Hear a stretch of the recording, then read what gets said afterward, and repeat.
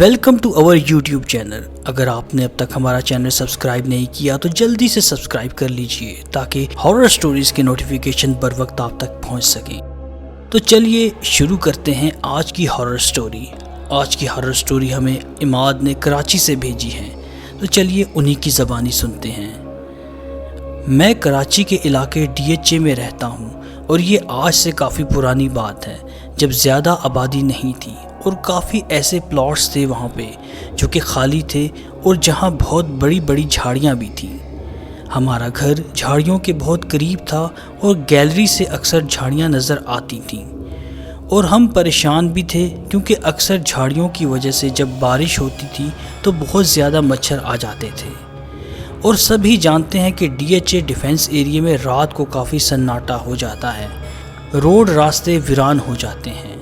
ایک دن میرے گھر والوں کو خیر پور جانا تھا شادی اٹینڈ کرنے کے لیے۔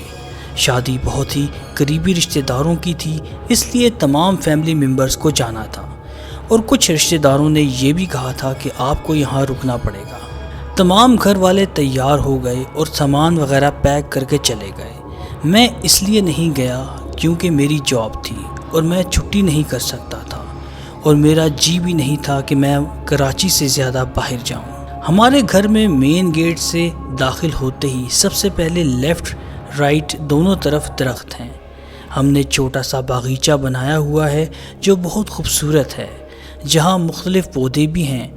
شام کو ہم وہاں بیٹھ کر چائے پیتے ہیں اور کچن میں باغیچے کی طرف بڑی سی کھڑکی بھی کھلتی ہے۔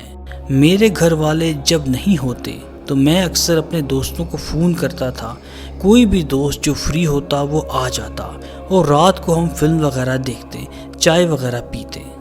ایک رات میں نے اپنے دوست کو فون کیا جب میرے گھر والے شادی پر گئے تھے اور میں اکیلا تھا، تو دوست نے کہا کہ آدھی رات کو ڈیوٹی سے فری ہو کر آؤں گا، کیونکہ وہ ریسٹورنٹ میں جاب کرتا تھا اور 1 بجے ریسٹورنٹ کلوز ہوتا تھا، تو اس سے آتے آتے 2 بج جاتے تھے۔ میں نے اپنے دوست سے کہا کچھ کھانے کو ساتھ ضرور لے آنا۔ اس نے کہا ٹھیک ہے۔ خیر میں اس کا انتظار کرنے لگا۔ اتنے میں مجھے بھوک محسوس ہوئی۔ میں نے کہا کافی دیر ہو چکی ہے، اب پتہ نہیں کب آئے گا، تو میں کچن میں چائے اور ساتھ فرائز بنانے لگا۔ اتنے میں مجھے بہت زیادہ ٹھنڈ محسوس ہو رہی تھی کیونکہ سردیوں کا موسم تھا۔ میں کھڑکی بند کرنے کے لیے جب آگے گیا تو میں نے دیکھا ہمارے گارڈن میں جو کرسیاں پڑی تھیں اسی کرسی پر میرا وہی دوست بیٹھا تھا جس سے میں نے تھوڑی دیر پہلے فون پر بات کی تھی۔ میں دیکھتا کیا ہوں کہ ایک درخت کی طرف منہ کر کے کرسی دوسری طرف کیے بیٹھا ہے۔ اس کا سائڈ حصہ میں پورا دیکھ رہا تھا اور اس سے آواز بھی لگائی کہ ارے تم کب آ گئے۔ میں نے اس سے دوبارہ آواز لگائی اور کہا تم آتے ساتھ باہر بیٹھ گئے، پہلے اندر تو آتے۔ ایک دم سے میرے ذہن پر ایک جھٹکا لگا کہ مین گیٹ تو بند ہے اور دروازہ تو میں نے کھولا ہی نہیں، میرا دوست اندر کیسے داخل ہو سکتا ہے؟ میرے بار بار پکارنے کے باوجود بھی اس نے میری طرف مڑ کر نہیں دیکھا۔ میرے ہاتھ پیر فوراً کانپنے لگے۔ میں ڈر گیا تھا اور میں سمجھ گیا تھا کہ یہ کوئی انسان نہیں ہو سکتا۔ دروازہ تو بند ہے، یہ گارڈن میں بیٹھا ہے اور اس کا منہ درخت کی طرف ہے اور خاموشی سے بیٹھا ہے۔ میں نے فوری طور پر موبائل نکالا اور اپنے اسی دوست کو فون ملایا۔ میں نے اس سے پوچھا کہ تم کہاں ہو؟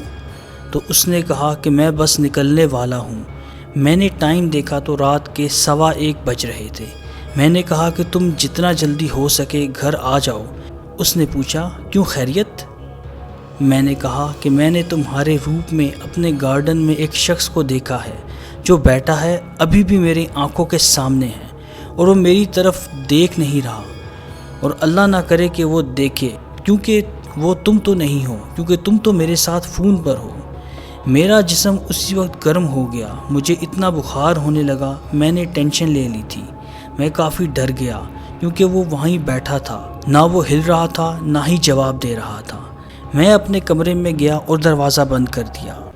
میں کسی طرح سے وہاں سے بھاگنا چاہتا تھا، لیکن ہمارا ایک ہی گیٹ تھا، ایک ہی راستہ تھا، اسی راستے میں وہ بیٹھا تھا۔ آج سے پہلے کبھی بھی ایسا واقعہ ہمارے گھر پیش نہیں آیا تھا۔ یہ کون تھا اور کس لیے بیٹھا تھا، مجھے اس کا علم نہیں تھا۔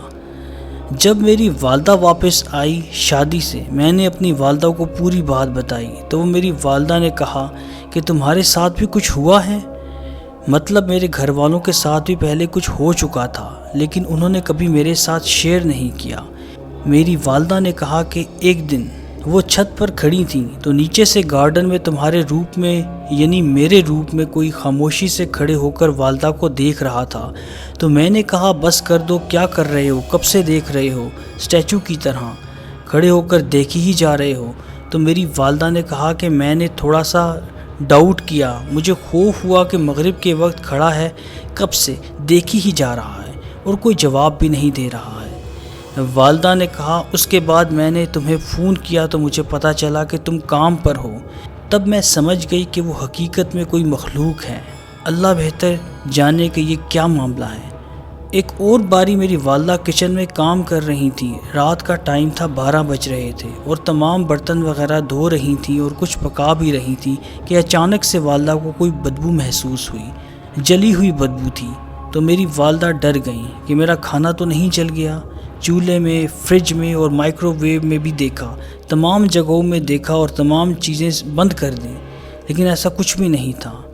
جیسے ہی امی کی نظر اس کھڑکی پر پڑی تو امی نے دیکھا کہ کھڑکی کے گرل کو پکڑے ایک بہت بوڑھی عورت کھڑی تھی، جس کا چہرہ بالکل گرل سے ٹچ کر رہا تھا۔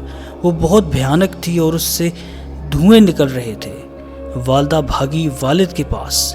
خیر اکثر میں گھر میں نہیں ہوتا تو اسی لیے والدہ نے مجھے یہ بات پہلے نہیں بتائی تھی۔ میں رات کو لیٹ آتا ہوں اکثر کام سے اور آ کر کچن میں چائے بنانے لگتا ہوں، تو والدہ نے یہ بات شیئر نہیں کی تھی کیونکہ میں ڈر نہ جاؤں۔ جب خالی گھر میں میرے ساتھ یہ واقعہ ہوا تب والدہ نے ساری بات بتائی۔ کافی عرصے سے ایسی مخلوق نظر آتی ہے، اکثر عورت نظر آتی ہے جو بہت برے حلیے میں اور بہت بھیانک ہوتی ہے۔ ان تمام واقعات کے بعد ہم نے وہ گھر چھوڑ دیا۔ آج بھی میں ان واقعات کو یاد کرتا ہوں تو ڈر جاتا ہوں۔ دوستو، یہ کہانی ہمیں عماد نے کراچی سے بھیجی تھی۔ امید ہے کہ آپ کو پسند آئی ہوگی۔ اگر آپ کے ساتھ اس طرح کا کوئی خوفناک واقعہ پیش آیا ہے یا آپ کی کوئی ہارر سٹوری ہے تو ہمارے ساتھ شیئر کیجیے، ہم اسے اپنی ویڈیو کا حصہ بنائیں گے۔ اور ہمارے چینل کو ضرور سبسکرائب کیجیے اور ہماری ویڈیوز اپنے دوستوں میں شیئر کیجیے، اور ہمیں کامنٹ سیکشن میں بتائیے کہ ہماری ویڈیوز آپ کو کیسی لگتی ہیں۔ تو چلیے پھر کسی نئی ہارر سٹوری کے ساتھ آپ کی خدمت میں حاضر ہوں گے۔ تب تک کے لیے گڈ بائے۔